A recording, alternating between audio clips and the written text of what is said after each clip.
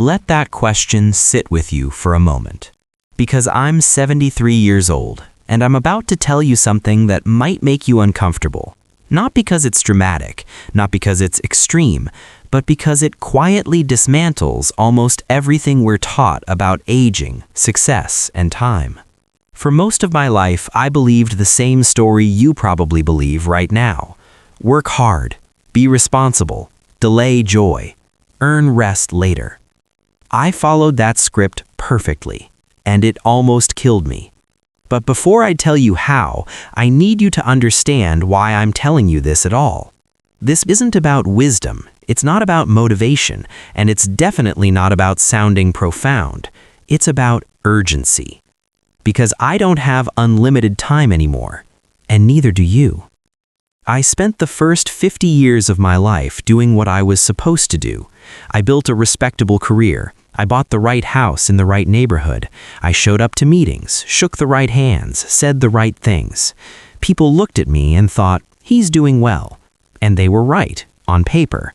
But on the inside, I was always tired, always busy, always waiting for the next phase of life when things would finally slow down and start to feel meaningful.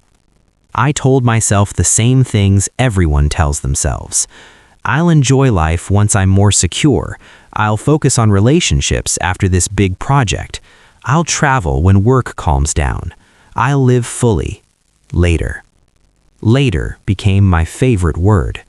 Until one ordinary Tuesday when later almost never came.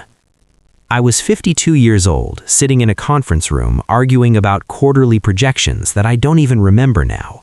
The air felt thick. My chest felt tight. At first, I thought it was stress. Then the room tilted, voices blurred, my vision narrowed. The next thing I knew, I was waking up under harsh hospital lights, tubes in my arms, machines beeping beside me, and my wife sitting in the corner, trying not to cry. The doctor called it a cardiac event. That's a polite way of saying my heart decided it had had enough. They told me I was lucky, and for the first time in my life, they were right. Because lying there, unable to move, unable to distract myself, unable to pretend I was fine, I saw the truth with terrifying clarity. I had not been living. I had been maintaining. Here's a thought that still chills me. If my heart had stopped for good that day, what would I have left behind? A well-furnished house someone else would eventually sell. A retirement account, numbers on a page. A list of achievements no one would talk about 5 years later. But what about memories? What about presence? What about the parts of life that actually feel something?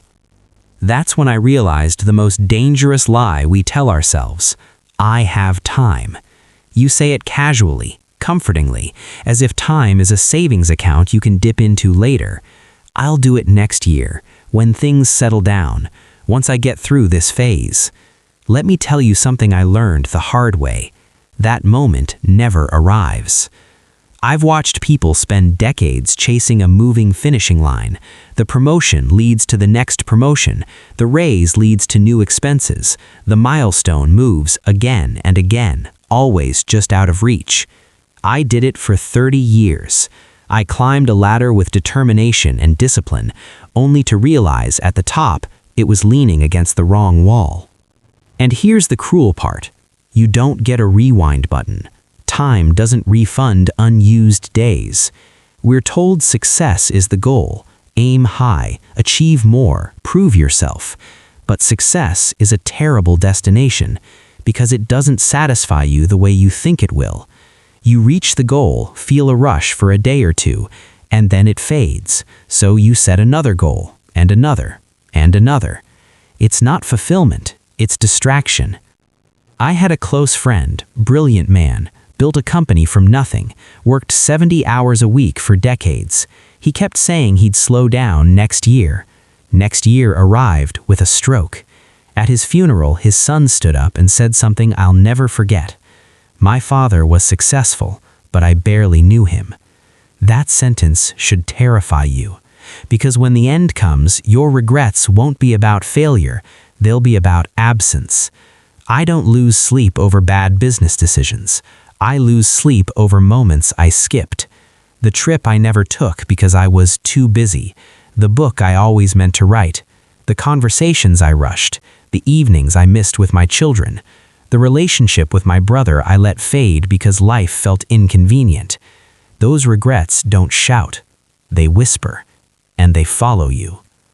You assume you have time with the people you love. You don't. My father died suddenly when I was 45. We had a complicated relationship, and I always told myself we'd sort it out when things slowed down. Things never slowed down. One phone call I didn't make. One Sunday dinner I skipped. One I'll visit next week. Gone. And when someone is gone, all that's left are the chances you didn't take. After my heart attack, I made changes that scared people. I stepped back. I said no more often. I stopped treating exhaustion like a badge of honor. And in the 21 years since then, I've learned more about life than I did in the previous 52. What matters isn't complicated. It's time with people you love, work that feels meaningful to you, not impressive to others, experiences instead of possessions, presence instead of performance. I know, when you're young, this sounds obvious, maybe even naive. I would have rolled my eyes too. But I have responsibilities. I have bills. I don't have that luxury. I'm not telling you to abandon your life. I'm telling you to stop trading what matters for what doesn't. Ask yourself something honestly. If everything ended tomorrow, would you be satisfied with how you've lived so far? Not would people praise you, not would your resume look good. Would you feel complete? If the answer is no, then what exactly are you waiting for? What is so important that you're willing to gamble your one life on postponing joy? I wake up every morning aware that I'm on borrowed time. You are too. You just don't feel it yet. I watch my grandchildren rushing through life, anxious, overwhelmed, chasing things they think will fix everything. I see myself in them, and I try to tell them what I've learned. But wisdom is hard to hear when you're still in the storm. That's why I'm telling you, because maybe you'll listen before the wake-up call comes with hospital lights and beeping machines. Every day, time moves forward whether you're paying attention or not. Your parents are aging, your relationships are changing, your opportunities are quietly expiring. So what are you going to do? Delay another phone call? Postpone another dream? Tell yourself someday again? Or are you going to live like time actually matters? Because it does. If I could speak to my 30-year-old self, I'd say this: stop trying to impress people who won't be there at the end. Stop sacrificing your health for approval. Stop waiting for permission to enjoy your life. Call your parents more. Take the trip. Start the thing. Say no to what drains you. Say yes to what scares you, in a good way. And most importantly, don't wait. Because the perfect moment doesn't exist. Life will always be messy. There will always be a reason to delay.